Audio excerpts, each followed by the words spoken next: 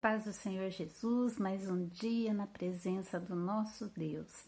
Eu quero te convidar a fazer uma oração comigo e depois nós vamos fazer uma breve meditação da palavra de Deus. Pai, em nome de Jesus, te damos graças, Senhor, por mais esse dia. Obrigada, Senhor, pela vida. Obrigada, Senhor, por essa chuva maravilhosa. Obrigada, Senhor, porque o Senhor tem suprido todas as nossas necessidades. Pai, eu quero no nome santo de Jesus colocar as nossas vidas, depositar, Senhor, a vida daqueles que estão orando comigo. E eu quero pedir, Senhor, que se há alguém triste, abatido, se há alguém enfermo, se há alguém, Senhor, com um problema familiar, um problema no trabalho, que o Senhor entre com o teu milagre nessa tarde, Senhor. Eu peço que o Senhor venha realizar aquilo que é necessário na nossa vida. Senhor, repreende toda hoste maligna contra as nossas vidas e, Senhor, unge a nossa mente e nos ajuda a entender a Tua palavra. No nome santo de Jesus Cristo, nós oramos e agradecemos. Amém. Bem, a nossa palavra de hoje está no primeiro livro de Samuel, no capítulo 3, no verso 6 e 7. Que diz assim: tornou o Senhor a chamar Samuel. Este se levantou, foi a Eli e disse: eis-me aqui, pois tu me chamaste. Mas ele disse: não te chamei, meu filho, torna a deitar-te. Porém, Samuel ainda não conhecia o Senhor, e ainda não lhe tinha sido manifestada a palavra do Senhor. Esse texto, ele me chamou a atenção. Se você depois puder ler o capítulo todo, você vai entender e é uma bênção.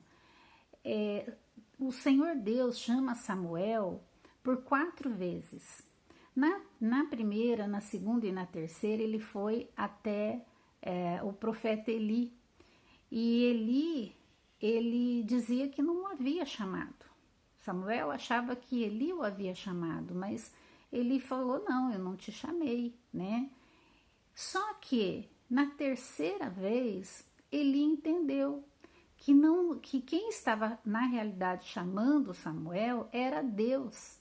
E aí, quando ele entende, tem esse entendimento, ele fala para Samuel voltar, né, a deitar, e que se alguém o chamasse, para ele dizer: eis aqui o teu servo, né? Fala que o teu servo ouve. E aí então Samuel volta para sua cama.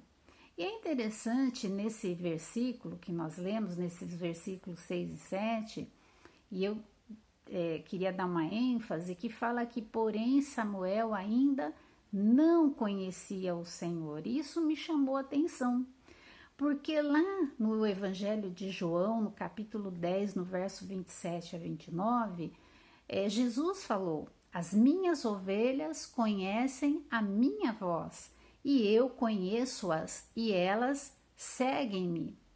Olha o que Jesus declarou, que as ovelhas dele conhecem a voz dele. E nesse capítulo de Samuel, fala que Samuel ainda não conhecia o Senhor. Por isso ele não estava entendendo que quem o estava chamando era Deus. Ele ainda não tinha esse conhecimento. E nós devemos considerar essa frase, que Samuel ainda não conhecia o Senhor e ainda não lhe tinha sido manifestada a palavra do Senhor. O que nós vemos aqui é a descrição de um principiante, de uma pessoa que estava iniciando um processo de aprendizagem, que o tornaria, sim, um grande profeta e juiz em Israel.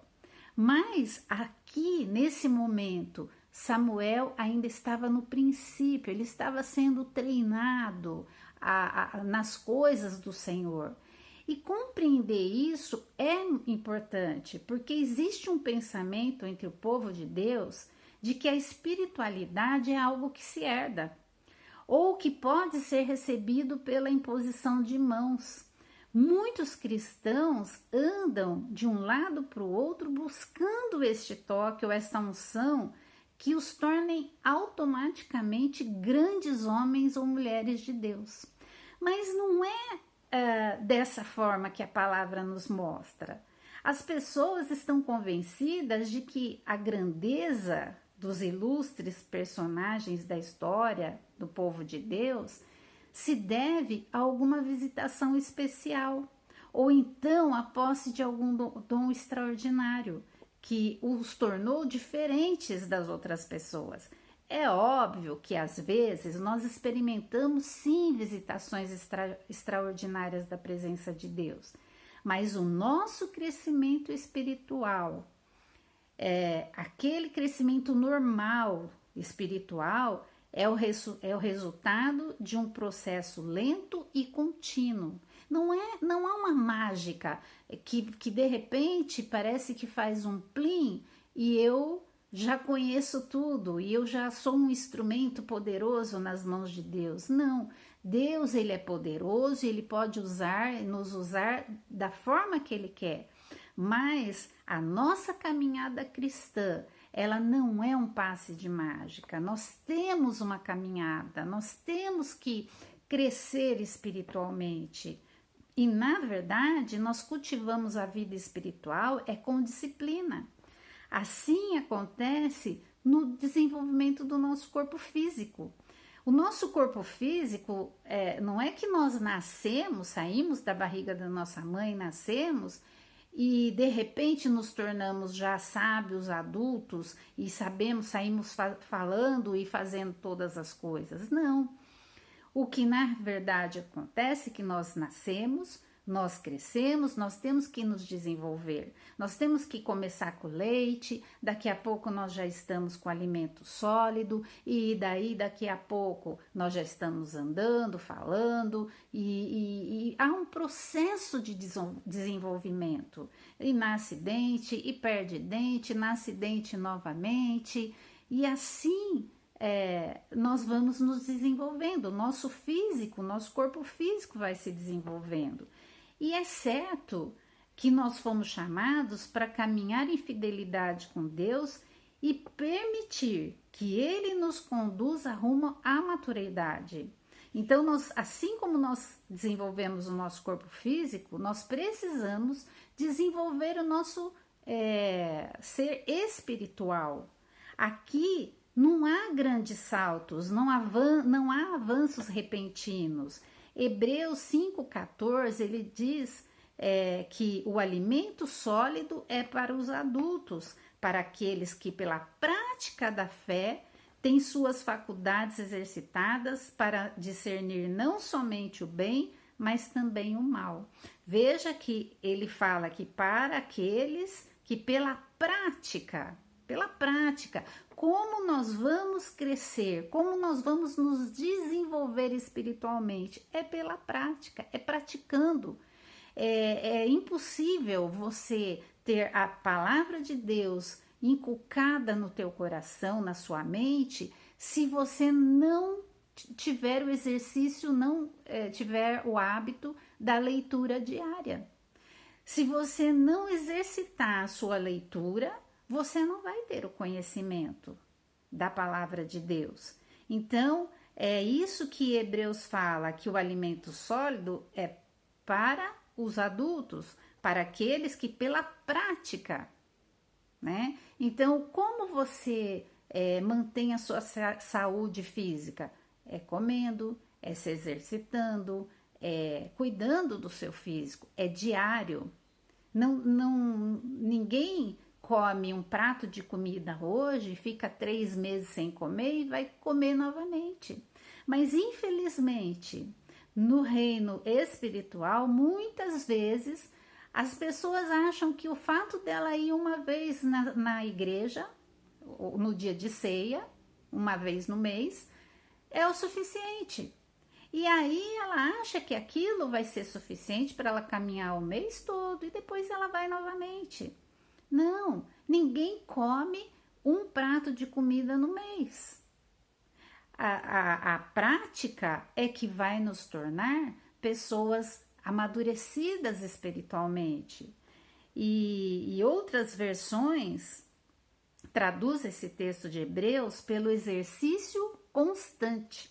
Em vez de prática, está escrito exercício constante. Então, é constantemente. Nós não podemos deixar de ler a palavra, nós não podemos deixar de orar, nós não podemos deixar de ir à casa do Senhor, estar em comunhão. Nós não podemos, nós precisamos estar constantemente, ou seja, nos exercitando constantemente. São todos os dias, seja qual for a tradução, todas destacam um processo de aprendizagem que inclui a possibilidade de equivocar-se, como aconteceu com o jovem Samuel. Samuel, Deus o chamou e ele achou que era Eli. Ele não entendeu que Deus o estava chamando. Como você quer entender o chamado que você tem se você nem conhece a voz de Deus? Jesus falou que as ovelhas dele conhecem a voz dele. As ovelhas conhecem a voz do seu pastor. E Jesus é o nosso pastor. Então nós precisamos conhecer a voz de Cristo. Mas qual é a voz de Cristo? A palavra, lá em João fala que Jesus ele é o verbo vivo, ele é a palavra. Se você não conhece a palavra, como você vai querer discernir o que Jesus tem para você, o que Deus tem para você? É exercício diário, leitura da palavra, exercício diário, prática, exercício constante, né? Certa vez alguém disse: todos querem ser algo na vida, mas ninguém quer crescer. Sabe por quê? Crescer dá trabalho. Você quer ser alguém na vida, você tem que crescer.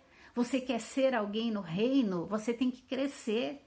Então eu quero te perguntar nessa tarde: que passos você está dando para melhor compreender os mistérios da vida espiritual?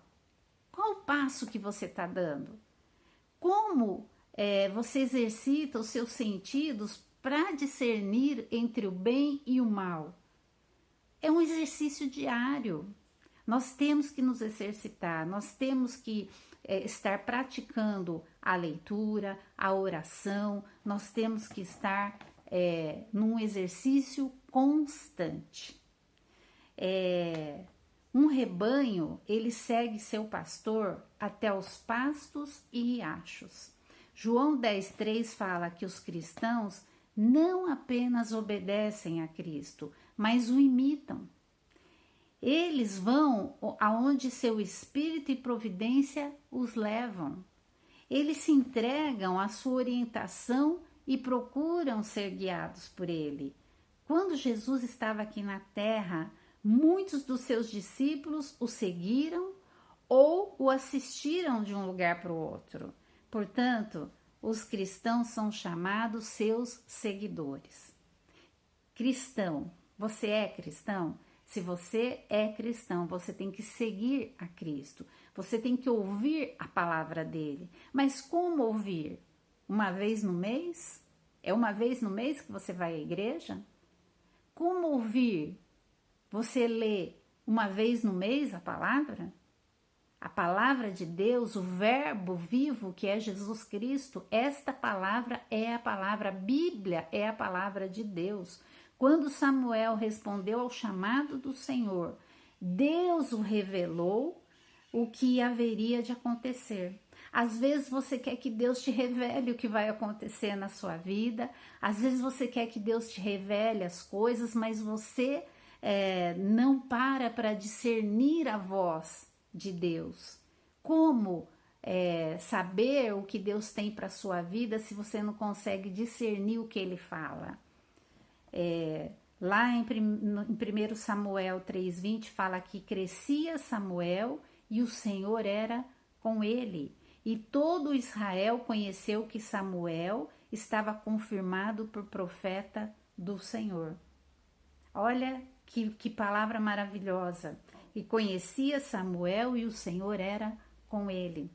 Conheça o Senhor, se empenhe, se exercite, busque a Deus, porque Ele tem coisas grandes para te revelar. Ele tornou Samuel um homem grande, um profeta maravilhoso, um juiz reto, e é isso que Deus quer fazer na sua vida. Ele quer te tornar uma grande pessoa, um grande servo, alguém que tem o discernimento que vem do alto. Então se esforce para ter crescimento, se esforce, porque assim você vai ter promessas.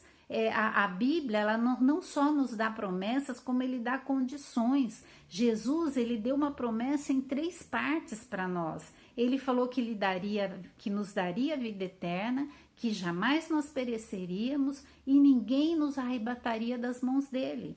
Então ele diz que nós somos as ovelhas dele, e as ovelhas dele conheceria a sua voz. Mas ele não só diz isso, como ele fala que ele nos daria a vida eterna, que nós jamais pereceríamos e ninguém nos arrebataria das mãos dele.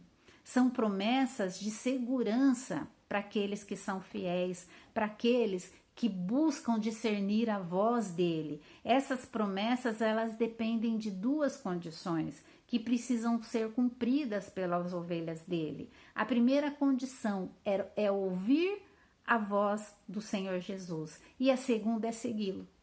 Então, a condição não a promessa não é para quem ouviu uma vez só, mas sim para aquelas que ouvem e seguem continuamente.